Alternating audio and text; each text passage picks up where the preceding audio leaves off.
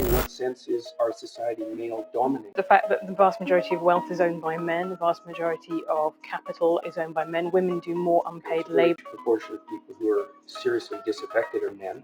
Most people in prison are men. Most people who are on the street are men. Most victims of violent crime are men. Most people who commit suicide are men. Most people who die in wars are men. People who do worse in school are men. Where's the dominance here precisely? What you're doing is you're taking a tiny substrata of hyper-successful men and using that to represent the entire structure of Western society. There's nothing about that that's vaguely appropriate. So when we say society is male-dominated, so society as a construct itself, it's a construction.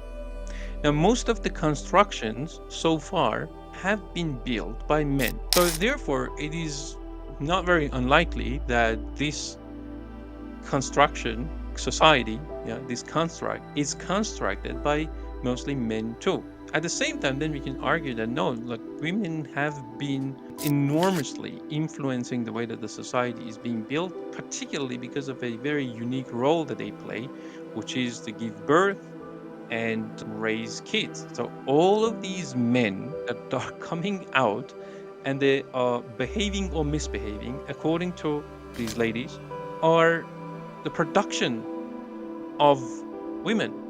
If someone has gave birth to you and you had carers that they have supported you to be the person you are today. So therefore, in my perspective, while we can say officially, like many other constructs, mainly men constructed the society itself in a general sense. Transhistorically, women also, explicitly or implicitly, they had a tremendous amount of influence in how it's being built. The problem is here, where you place the blame, you place the power. Now, if you're going to keep relating to reality, then it's men that they need to change in order for you to feel better, which I don't think is the most effective way. Now, you can have certain conversations, social discourse and everything as far as it's healthy and constructive, but at the end of the day, then I need to go back and then see what sort of things I can do and what sort of things I can own to make these changes. Yeah. When it comes to looking at those stats, like Jordan Peterson was bringing up, obviously they are correct. So basically there are stats on this side and then there are stats on that side. In the statistics, and there's this thing called lurking variable problem. For example, like we categorize people in an organization. So all the blue-eyed people go this side and all the rest of you go the other way.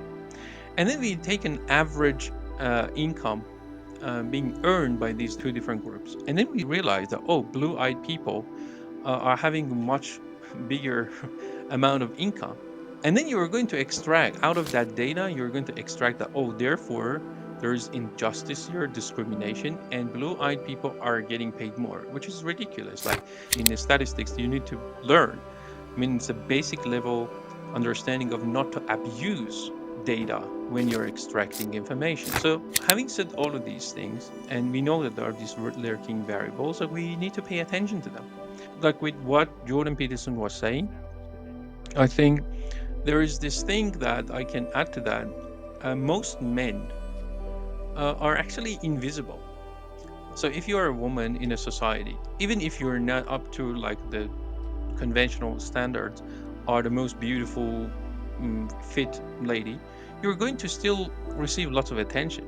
But most men are literally invisible, like because like they're not being even seen, they're not being taken seriously.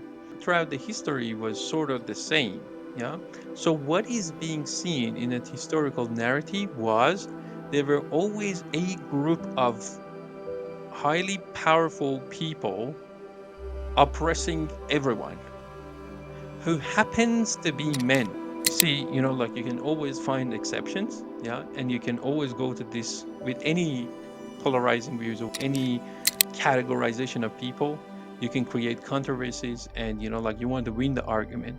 But the problem is, like, even if people like Jordan Peterson win the argument, even if you win, you're going to left with defeated other parties. The defeated people are not going to feel any better in life. They may feel further marginalized Basically, you winning the argument, you're not winning their heart, or you're not coming to a common ground, or you're not acknowledging their feelings so that you can pave way forward. So therefore, I don't think it's necessarily healthy. See, the way that I see it is, so we had a history. Certain harsh thing has happened to women. Certain harsh thing has happened to men. Men were being seen disposable, like to go to wars and then all of that. All of these things that we have experienced in history, and we need to be authentic around them. We need to learn from whatever has happened to us and whatever we have caused for ourselves. That's kind of unnecessary suffering that we have created for ourselves. We don't want a polarized society that men go at the throat of women and vice versa. We need a collaboration between the two.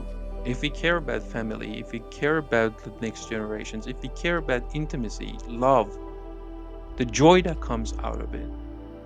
So it's not any healthy for us to keep going through this conversation and this is the statistics, that is the statistics. Yeah, okay, so you may both be true, but so what? What do you want? What is your intention? My intention would be to create more bonds. I think the intention behind these type of conversations, that if it is to develop mutual understanding, acknowledging each party's feelings to a great extent, and going with that epistemic humility, be willing to alter our conceptions of how things are, and then negotiate that reality for the betterment of the society in general. Some people that they may hear that they may find this conversation overly pessimistic or utopian. Well, I don't necessarily think so.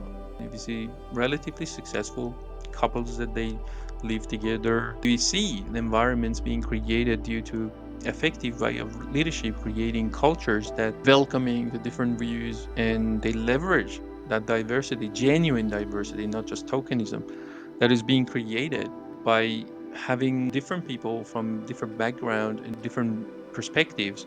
There are leadership styles that they leverage that. And then there are others that they try to be in resistance and go, no, the status quo is good. We have no problem. There's no problem here, and you're wrong. And I don't think that that's going to get anywhere. But yeah, so this is not a kind of a fantasy. This is something that is already in place in various different environments.